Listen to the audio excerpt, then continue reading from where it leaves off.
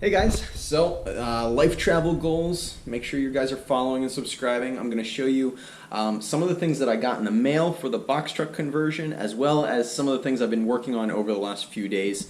So I'm actually inside today on my video. We're going to go outside in a minute, but I wanted to show you guys some of the actual things that I've been getting here. So I actually got a light, but I've got a faucet. I've got a air pressurizer which stabilizes the pressure for the air pump. I've got some cabling. I've got my max air fan. I've got my water filters. I've got these ones with actually LEDs, but they also have mounts built into the tops, so they're really handy for just being able to mount right under the counter or something. I've got the gas stove range, and sorry, it's just sort of piled up on top of a window and some other things here. And then one of the big other items that I got today, or not today, but this week, was our fridge. A lot of people go with the smaller fridge in the van builds. It was important to us to be able to have a pretty decent sized freezer as well as fridge. There's quite a few things that we like to have refrigerated, plus it keeps our fruits and vegetables fresh longer. And that way we'll be able to stay off grid and out a lot longer. Gonna throw on my shoes really quick.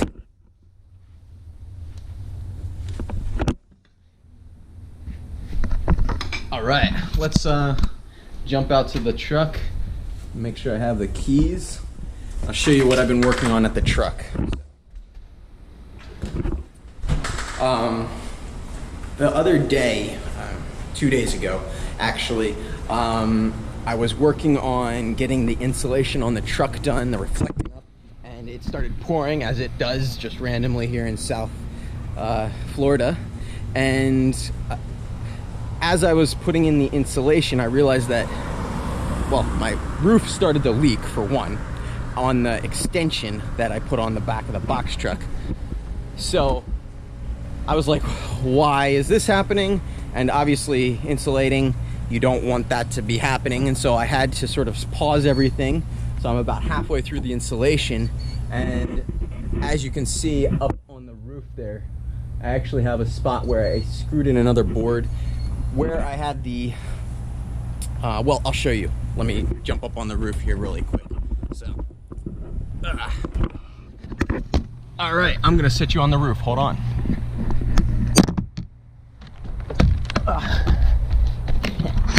So, up on the roof, we've got the fiberglass old roofing, and I've got the new roofing. And because I'm parked on a little bit of a slant, normally this would just run off, but because I'm on a little bit of a slant, it was actually bunching up with the water right where the seam was. And as I was putting on the insulation and on the inside, I was pushing it up, and it was moving this, which caused the Bondo, which I originally had on the seam, to crack. So that allowed water to get through. So I went to the hardware store and I got, and of course it's raining when I'm figuring this out, trying not to get too much water on the inside of the truck. And so I actually went to the hardware store and was able to get an adhesive that is for roofs that would allow some flexibility, and I could also apply it to a wet surface. And so I tried to dry it off. I got a little like 15-minute break in the rain, thankfully, and so I was able to clear it out as well as I could, and then apply this, as well as firm it up by putting another support beam on the other side and screwing all of the materials together and into that beam with layers of silicone and adhesive and waterproofing in between. So we've got a few days of rain now on top of it, and we're good to go. So I'm gonna be able to start back on the insulating of the inside of the truck. That's what I'm gonna be working on today. And hold on one second.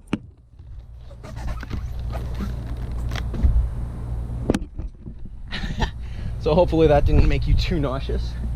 Now, I've got some other really awesome news. So that was 2 days ago and 3 days ago, what I just showed you. Now, yesterday, I got my solar, and I've got it sort of stacked in the truck, but I'm gonna show you some of it, and then as I'm installing it and going through it, we can go more into depth. And if anybody has questions on this, please let me know. I would love to give you the contact or the guy and the company that got my whole solar system set up. If you're not electrician or not necessarily good with electricity, I sort of know the basics, can run some wiring and change lights and fans and put a dimmer switch on. But as far as like all of the amperage hours, the solar output, the battery amp hours, all of that, my head was spinning a little bit, you know. And I have a deadline of only 5 more weeks to get this done. And at that time it was, you know, 2 months, but still wanted to get it done. And I found these guys online, and I don't have their name completely memorized, but they did a spectacular job. I was able to, there's some Amish guys up in Pennsylvania in Lancaster County, and they basically, I went in there when I was up visiting some family and was able to tell them everything I wanted to do and run and have working with the truck. And we just went back and forth, and he sort of said, well, you can do it this way and that way, and if you're gonna do it this way, you need this and this. If you're gonna do it that way, you're gonna need this and that. And was able to just really lay everything out for me, work through the whole process. I was in there for maybe an hour and a half talking with this guy, and he just laid it all out for me. Not only was he incredibly helpful, but he also had amazing deals and prices on everything.